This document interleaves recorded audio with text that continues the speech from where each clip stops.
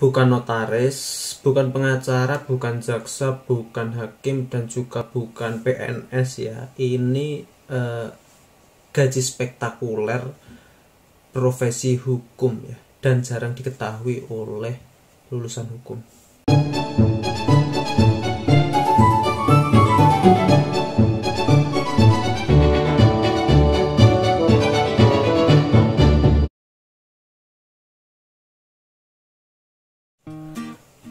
Yang pertama, jika Anda pengen cepat kaya, Anda lulusan hukum, dan Anda seorang pengacara, silahkan Anda mengikuti pendidikan kurator.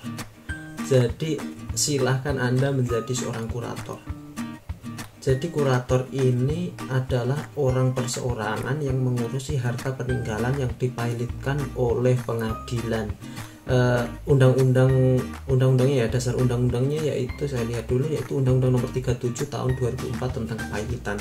Di situ ada tentang tugas kurator dan apa itu kurator ya.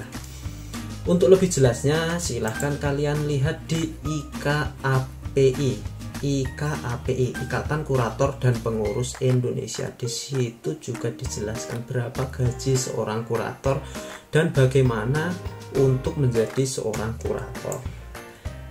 Dilihat di sini dulu. Untuk menjadi seorang kurator, seseorang harus mengikuti pendidikan kurator dengan biaya pendidikan sekitar 30 juta dan pendaftarannya 10 juta, sekitar 50 jutaan ya kira-kira. Nanti kalian akan mendapatkan sertifikat pendidikan kurator. Dan untuk gaji seorang kurator ini sangat fantastis ya. Silahkan kalian lihat di aturannya juga. Di situ juga ada di tadi ya, situs resminya ikatan sudah ditentukan berapa gaji seorang kurator. Yang pertama, karena nilai harta peninggalan, harta perusahaan korporat yang dipilotkan itu nggak tanggung-tanggung. Yang pertama, di sini jika harta sampai dengan 50 miliar, kurator mendapatkan 5% dari harta tersebut. Bayangkan kalau 50 miliar berarti 5%-nya dia dapat 2,5 miliar sekali kerja ya. Kalau di atas 50 miliar sampai 250 miliar dia mendapatkan 3%. Sampai nggak bisa ngitung aku. Yang ketiga, di atas 250 miliar sampai 500 miliar dia mendapatkan 2%. Misalnya kalau 500 miliar berarti dia mendapatkan 10 miliar gajinya dia. Sekali kerja gajinya 10 miliar. Apabila di atas 500 miliar gajinya dia mendapatkan 1% dari harta peninggalan tersebut. Misalnya perusahaan tersebut yang dipilotkan nilainya 1 triliun, berarti dia mendapatkan 10 miliar. Ini ada 10 miliar kan? 10 miliar. Sekali kerja dia dapatnya 10 miliar. Bayangkan itu gaji seorang kurator. Itu yang pertama ya. Itu gaji yang fantastis untuk lulusan hukum yang pertama.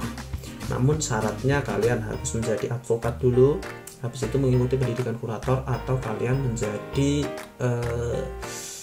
di bidang ekonomi konsultan pajak. Iya ya kayaknya ya. Tapi jurusan hukum jika bisa masuk, juga bisa menjadi seorang kurator ya. Kalian harus menjadi akuntan publik dulu, bisa menjadi seorang kurator juga. Yang kedua, ini gajinya juga nggak tanggung-tanggung. Yang kedua yaitu kalian bisa menjadi pejabat lelang kelas 2. Kenapa pejabat lelang kelas 2 itu gajinya gila-gilaan? Karena seperti kurator, pejabat lelang itu dia yang memandu lelang, berjalannya lelang, dan melaksanakan lelang. Jadi pejabat lelang kelas 2 ini dia yang membuat risalah lelangnya, dan bagian pejabat lelang itu yaitu 1% dari seluruh aset yang dilelang. Misalkan yang dilelang hotel dengan nilai 100 miliar karena tidak bisa membayar hutang, bukan pilot ya, ini memang secara sukarela dia melakukan lelang terhadap barangnya. Jadi pejabat lelang mendapatkan 1%, Dan tugas pejabat lelang itu sangat sebentar. Saya pernah mengikuti pelaksanaan lelang oleh pejabat lelang kelas 2 ya, dan itu sangat sebentar sekali. Walaupun pelaksanaan cukup lama, tapi untuk pelaksanaan lelang sendiri nggak sampai sehari. Bayangkan kalau yang dilelang nilainya 100 miliar, dia langsung mendapatkan 1 miliar dalam sekali lelang. Jadi dua profesi tersebut yang gajinya nggak ketulungan. Namun untuk menjadi seorang pejabat lelang kalian harus lulusan magister kenotariatan dulu ya. Kalau kalian lihat di undang-undang jabatan notaris, di situ salah satu wewenang notaris yaitu di pasal 15 huruf itu, karena skripsi saya itu huruf G. Salah satu wewenang notaris itu menjadi seorang pejabat lelang kelas 2 dan gajinya spektakuler. Jadi untuk gaji yang banyak tidak hanya pengacara, tidak hanya notaris, dan tidak hanya PNS saja. Ini gajinya luar biasa juga kalau kalian mampu melaksanakan dan menjadi seorang kurator atau pejabat lelang. Jadi terima kasih banyak, itu tadi sedikit informasi dari saya. Silahkan kalian search sendiri bagaimana cara menjadi seorang kurator dan cara menjadi seorang pejabat lelang. Terima kasih banyak dah. Semoga bermanfaat.